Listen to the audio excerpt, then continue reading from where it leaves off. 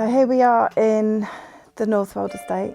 We're in Clapton in the London Borough of Hackney. What's happening is that Guinness Trust, who owns the estate, it used to be a council. It was an LCC estate, then it was Hackney Council, and in the stock transfers of the late 90s, it was taken over by Clapton Community Housing Trust, and now the Guinness Trust. Guinness Trust started by saying we're either going to demolish the whole estate and rebuild, we're going to do a partial redevelopment, knocking down a chunk of the estate and then rebuilding, or we're going to do just infill building in some of the gaps on the estate. And the purpose of this is to solve the housing crisis. That's what they said to us. Then they left us for 3 months all over the summer where we didn't know what their plan was going to be.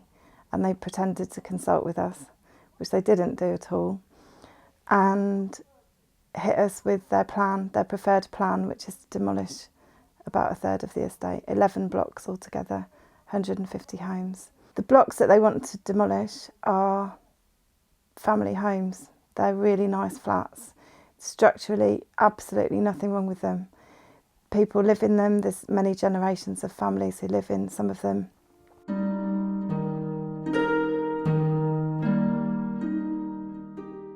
Kathy, how long have you lived here, Kathy? 43 years. 43 years, wow. Moved on here when I was 9 years old. They're planning to part demolish, which I'm not happy. I think infill would have been a better option. We were told we got 3 options, but it was never discussed. It was told we're doing this option. So, part demolition, and I'm not happy with it. And what's it going to do to the estate if they demolish? Well, I think it'll break up the community. I mean, I have my daughter and my granddaughter there, I have my mother there, I have my brother there, and like, not everybody's going to be happy with it, so. So how long have you lived on the estate? 35 years. This year, November, will be 36 years. How do you feel about the changes that are being proposed? I'm not happy with it. I mean, I'm coming up to, well, I'm 58, so I'm going to be 60 soon. If I was to, as they want to do, either sell my property back to them, I would get the value of the property and 10%. I could never live in Hackney. I work in Hackney. For me to move out of Hackney, it would be like moving out of London.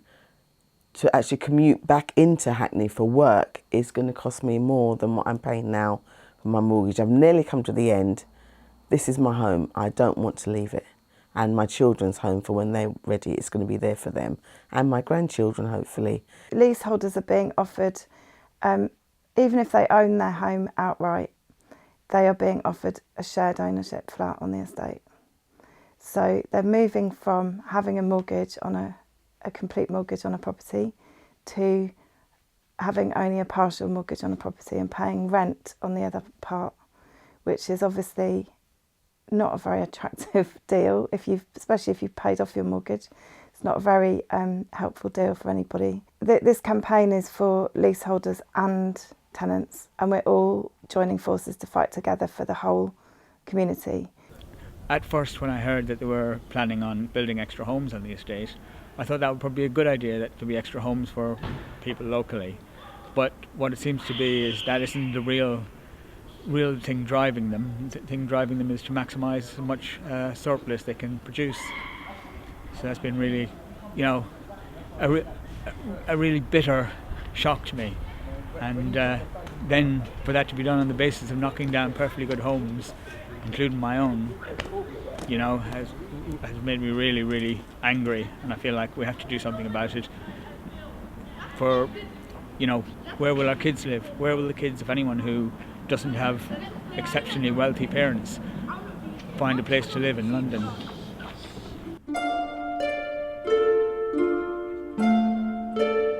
I've had a long time on the estate and everybody's nice. I mean, you very rarely get a horrible neighbour.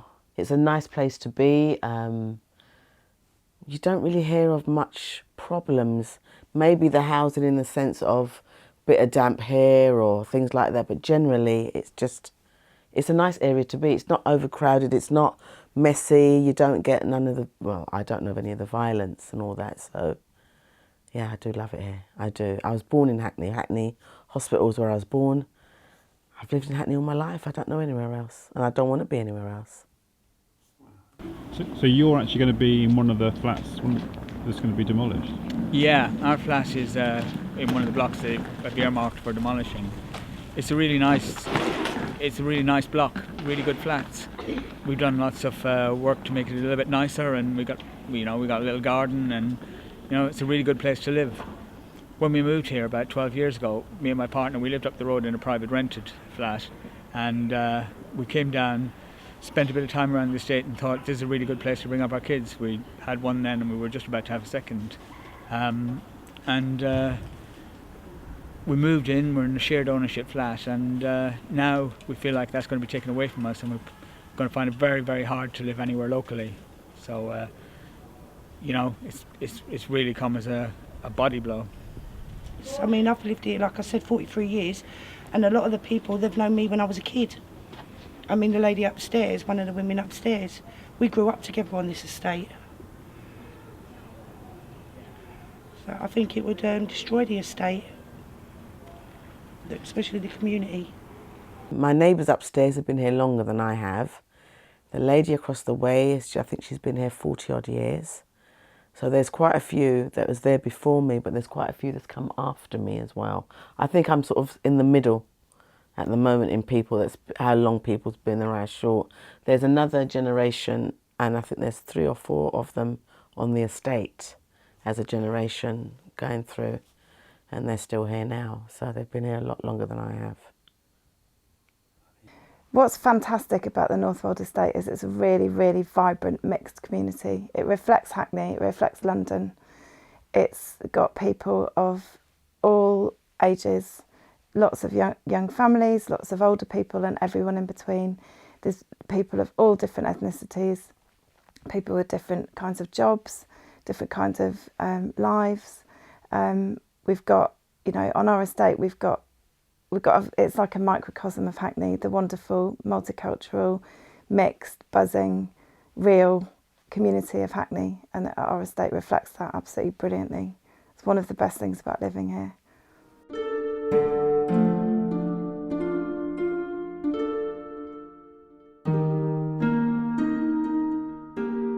So we're kind of in the middle of the main part of the estate here, and behind us we've got some of the earlier blocks which were built in the late 30s, and this is sort of the centre.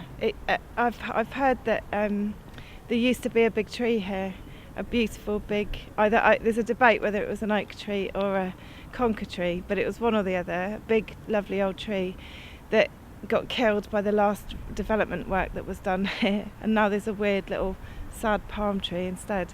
But this was like the village green. When these estates were designed, they were designed around the idea of a village green with a centre and streets coming off it.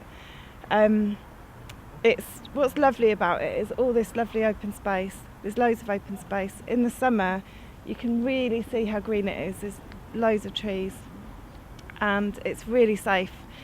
The thing about estates being unsafe is a complete lie. Actually, estates are safer than the streets surrounding estates. They are safe, they're friendly. People know each other, people are grown up here. Several generations live here. The flats are incredibly well designed. They were built to last. They were built to solve a housing crisis in the 30s. And it's absolutely criminal that any of these great buildings could possibly be knocked down. I found out that it cost £50,000 to demolish one flat. So I did the maths and I worked out that it would cost Guinness £7.5 million just to do the demolition. That's before they've paid off any of the leaseholders or they've started paying for rebuilding new flats. So this is the kind of investment they want to put into the estate. 7.5 million just to knock people's homes down. I mean, I don't see how that's defensible in any way. Because I always thought, right, I've moved, I'm in a position that's God help me now that I can actually buy my flat. Why are you now disrupting me? Why are you not just letting me get on and live? It's not easy living. Let me get on with it. And I can, you know, I go to work, I come home, pay my bills. You never have to qualm about my service charge. I'm not qualming. Let me live, please. And why do you think they're doing it? Money. It's all to do with money.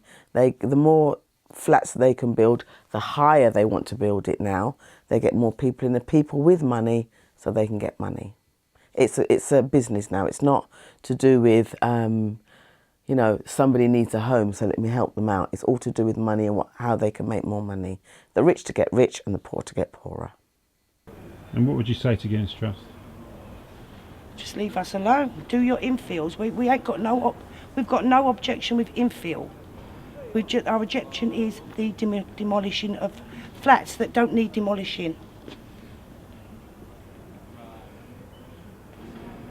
And I like my home.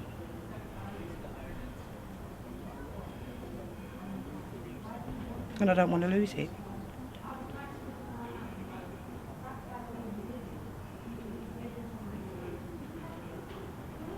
This is happening all over London. It's happening outside of London as well, but London, it's happening, it's really extreme in London.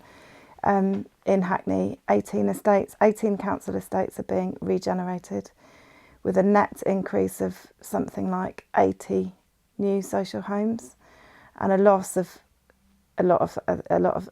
massive loss of social homes and then a small increase on certain estates. A lot of those redevelopments are private, or for example Woodbury Down, where Berkeley Homes has built towers full of luxury apartments which have been sold to overseas investors. Our communities, our land, our estates are being sold to the highest bidder all around this borough. It's changing the demographics of the borough and it is social cleansing. I think there's a real pressure in London generally, but in Hackney in particular, to build and to make profits out of housing. And I think it's up to local residents, local people to, you know, create a different pressure, to create a pressure for affordable homes, genuinely affordable homes that people can live in, and where we have a mixed community of people on all sorts of incomes and all sorts of situations living together, and not separating off in gated communities of luxury flats surrounded by people who are living in terrible private rented accommodation. I think we have to get active and do something about that. We've had public meetings where we've had about 65 to 70 members of the community. We've created newsletters, we have gone and knocked on doors, we've spoken to loads and loads and loads of neighbours. We go out on Sundays and we knock on doors and we chat to people, we find out how other people feel about this whole situation. And we have found that almost everyone is like us, does not want anyone's home to be demolished. People at our big public meetings, I get the feeling that people didn't think they could resist. They thought there was no point, or that it was going to happen anyway and they were just going to have to put up with it. But what we've done is, by standing up to Guinness, we have given people kind of permission in a way to resist. We've given people a vehicle, we've given people a united front to work together to get, our ultimate goal is to prevent anyone's home being demolished. But whatever we get is going to be better than if we didn't fight at all, and that's what keeps us going.